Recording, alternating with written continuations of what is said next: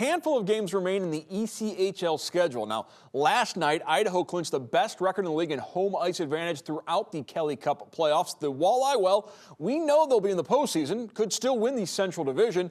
Today, Fish hosting a South Carolina team that, despite leading the South, are yet to clinch a playoff berth. And wouldn't you know it, there's a familiar face. Brandon Kotick played for the Walleye from 2018 to 2020. 31 years old, already a head coach in the ECHL. Zoinks! Walleye wearing Scooby-Doo jerseys on a puck and pause night. First period, Stingrays Kevin O'Neill. Jinkies! Look at that puck handling. South Carolina grabs the 1-goal lead, his 22nd of the season. Later in the first, Toledo on the power play. TJ Hensick in deep, shot block, but right to Derek Dashke. Scooby-Doo! His first goal of the season, just his 6th game with the Fish, and we're tied after 1. But in the second, Raggy, here come the Stingrays. Off the rebound, Michael Kim, while falling down, puts South Carolina ahead. Jeepers, Stingrays add 2 more, winning 4-1. Wasn't for those meddling kids with the win. Stingrays secure a spot in the playoffs. Fish have now dropped 4 of their last 6 after the 18-game winning streak. To be honest with you, it's pretty disappointing here, the effort and the compete level that our guys are playing with right now. And obviously, we got to turn the page, but we got a Cincinnati team coming in on Friday, another week of practice here. We've got to figure out, the guys in the room got to figure out exactly how they want to play these last 4 games. It's getting pretty frustrating. No need to split up our gang. Let's send it back out to Matt Melzak and Claire Dow.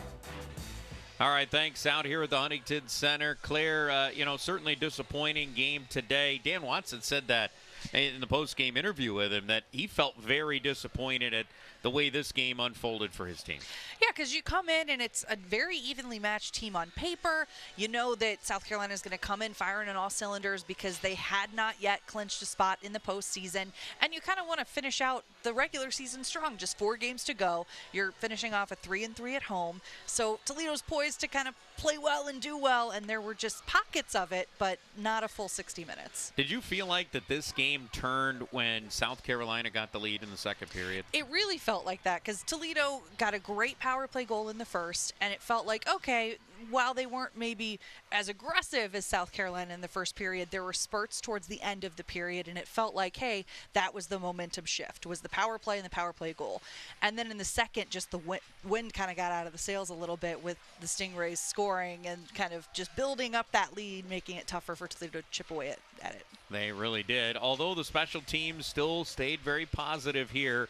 They stopped the #1 power play unit in the league on 2 power play chances, and they had a power play goal themselves. So special teams getting it done. Yeah, that's the silver lining for sure. And that's something that, feeds into this gritty, tough, nose to the ground mentality that Coach Watson's teams have been known for the last few years. And that is the one thing that he had kind of complimented in the post-game interview. Coach Watson said, yeah, great to see the penalty kill and special teams as a whole come out strong today, but there's a lot of work to be done before Friday's game against Cincinnati. Yeah, especially losing 2 of 3 here at home over the weekend for the Toledo Walleye. Claire mentioned it, that next game is Friday night right here at the Huntington Center against Cincinnati.